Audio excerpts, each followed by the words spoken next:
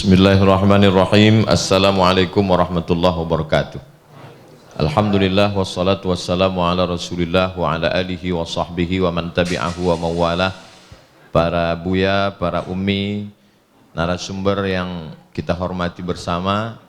Sekarang kita sampai pada narasumber yang kedua, Profesor Alaidin Koto akan membahas tentang masalah politik. Kita tahu dengan politik Islam, Perti pernah jaya dengan tokohnya yang luar biasa dikendang sepanjang zaman, yaitu Buya Sirajuddin Abbas, alim, faqih, tapi juga siasi. Tapi jangan lupa politik pisau bermata dua, politik ini juga pernah merusak, pernah memecah, sehingga banyak orang yang menjadi anti politik. Maka kalau tadi Prof. Monzir mengutip Syekh Muhammad Abduh, maka Muhammad Abduh juga pernah berkomentar tentang politik. Apa kata beliau? A'udzubillahi minas siyasah wa man sasa wa yasusu wa sais wa masus.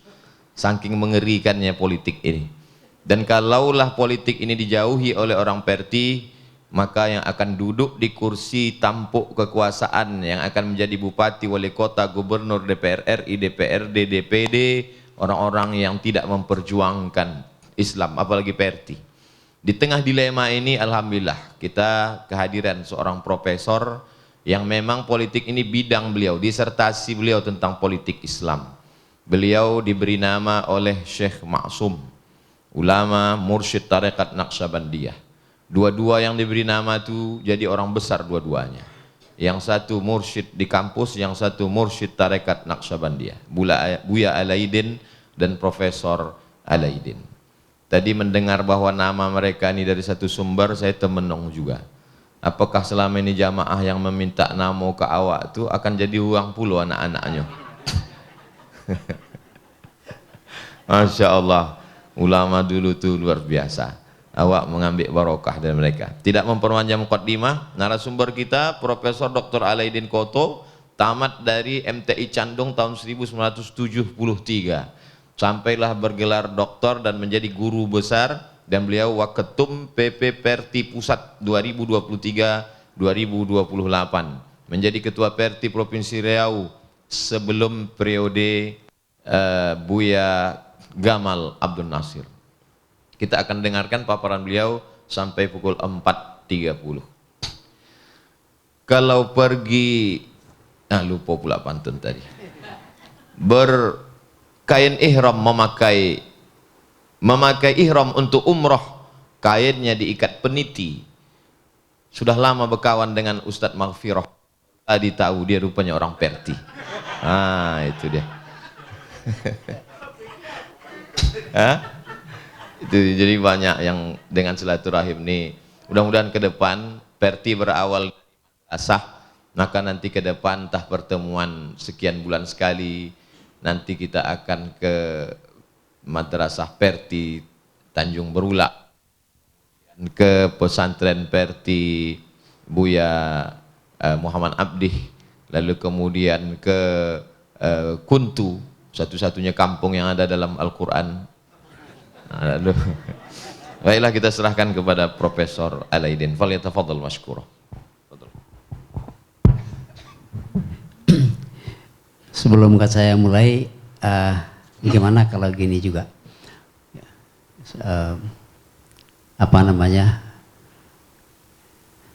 tafadhal Ustadznya sudah saya terima. Tadi ada yang tergantung dari Pak Munzir.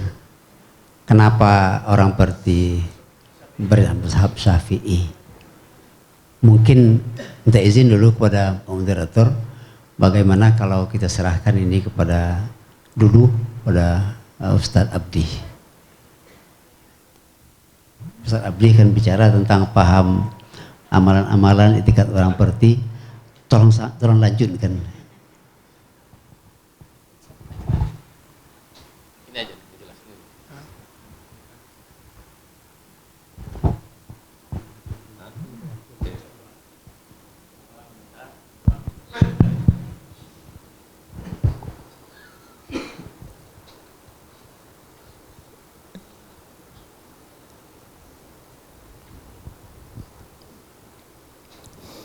Assalamualaikum warahmatullahi wabarakatuh.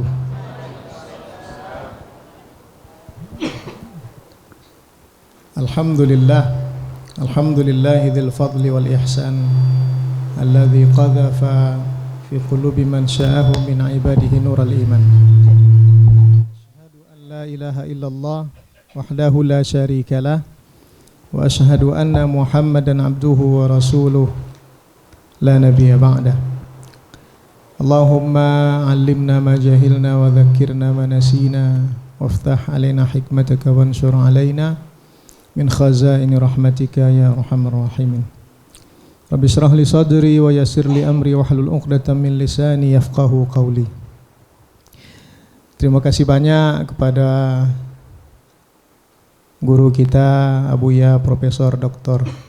Alaidin Koto MA yang telah mempersilahkan saya menyampaikan apa yang teringat oleh saya untuk disampaikan.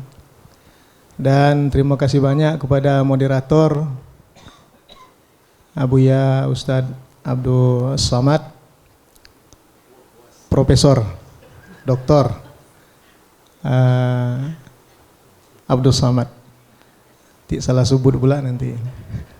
Beliau ketika mengirimkan bahwa ada silaturahim pengurus Perti di kediaman beliau sampaikan nanti akan ada muzakarah.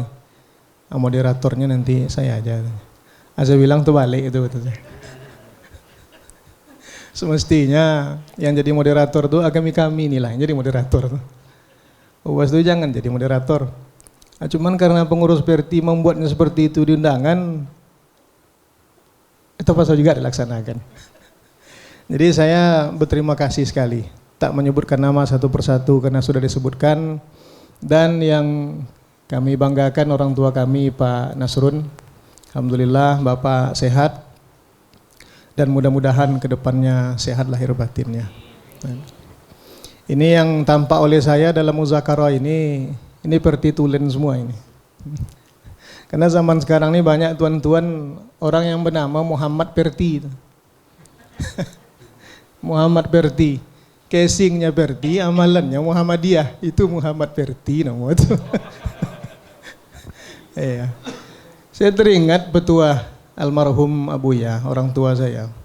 Beliau dalam sepengetahuan saya orang yang sangat istiqamah mengamalkan petuah gurunya. Artinya banyak ulama-ulama di Kabupaten Kampar yang saya kenal, almarhum Abuya Abdul Manaf,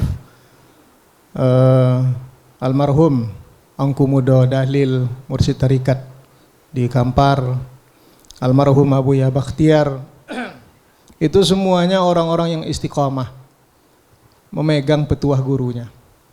Jadi terasa betul ketika berhadapan dengan orang-orang seperti mereka bahwa ilmu yang kita terima itu ilmu yang bersanad.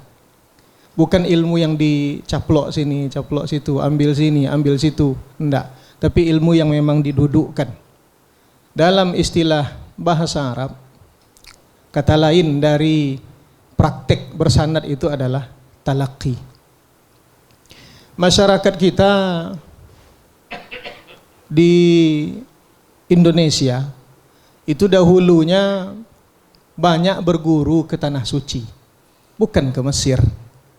Yang ke Mesir setahu saya 2 atau 3 orang saja, itu yang saya tahu. Termasuklah salah seorangnya Rahmah Al-Yunusiyah, itu di Mesir beliau menuntut ilmunya. Tapi rata-rata kebanyakan ulama-ulama kita di Indonesia secara umum itu mengambil ilmunya, mengambil talakinya itu ke tanah suci Makkah. Karena memang pada abad itu 1918 itu Makkah itu menjadi pusat keilmuan yang diizinkan seluruh mazhab untuk berkembang.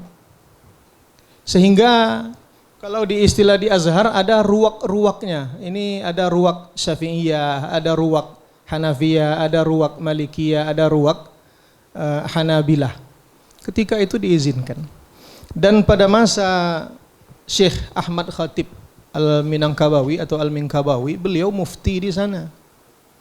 Nah, guru-guru kita, Syekh Sulaiman Rasuli,